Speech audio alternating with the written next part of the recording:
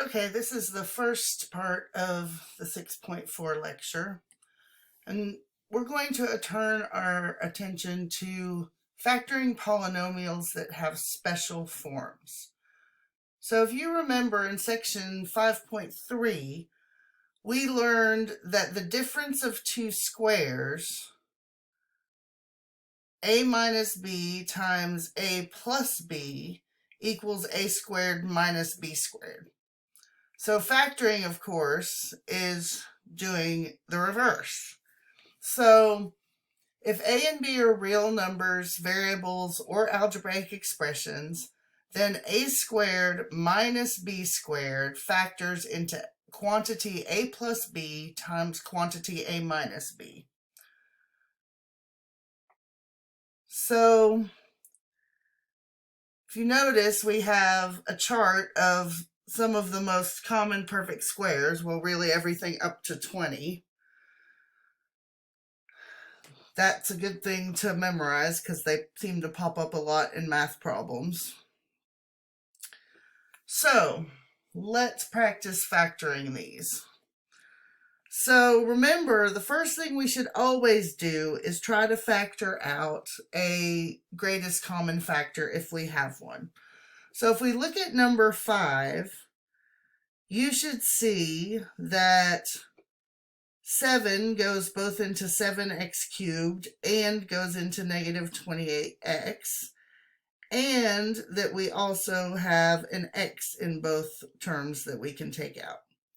So we have 7x times, in parentheses, that leaves us x squared minus 4. So now we check. Do we have a squared term minus another perfect square?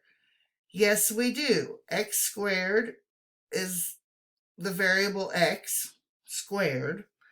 And if we look at 4, it's one of our perfect squares. It's 2 squared. So that means, leaving the 7x of our greatest common factor out, x squared minus 4 factors into x plus 2 times x minus 2.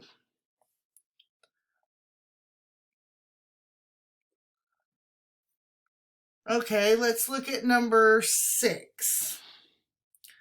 So we have an x squared and a y squared. That's good. Those are both square terms. What about their coefficients? Well, if we look at 144, that's one of our perfect squares. It's 12 squared. And 121 is a perfect square also. It's 11 squared. So that means that if we follow our format, a is 12x, and so the 144x squared is a squared, and our b is 11y, and so negative 121y squared is minus b squared. So that factors into 12x plus 11y times 12x minus 11y. And we're done. Okay, let's move on to the next page.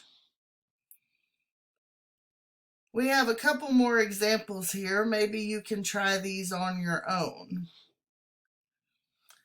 Now, it doesn't matter that in this one we have a variable in the second term and not the first term. It works the same way.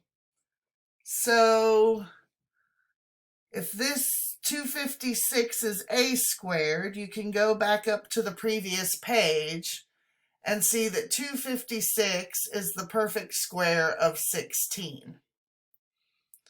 And 25 is the perfect square of 5. And then since we have an x squared, we have an x. So our a is 16 and our b is 5x. So when we factor, it's a, 16, plus b, which is 5x, times a, which is 16, minus b, which is 5x. Okay, what about number 8? Well, we don't have an x squared term here, do we? Or do we?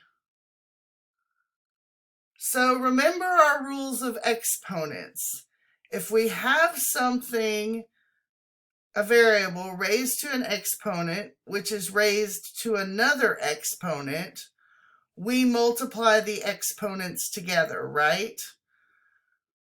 So what numbers can we multiply together? We need to fill in this blank that I just made, and we know that we need it squared. So that blank is going to be filled in by a 2, because 2 times 2 gives us our x to the 4th. So this factors as x squared plus 4, because 4 squared is 16, times x squared minus 4. Now, the question is are we done? Well, this is where we have to be careful, because if you notice, our second factor itself is a difference of 2 squares. So that means we have x squared plus 4, and our x squared minus 4 becomes an x plus 2 times an x minus 2. Now we're done with our factoring.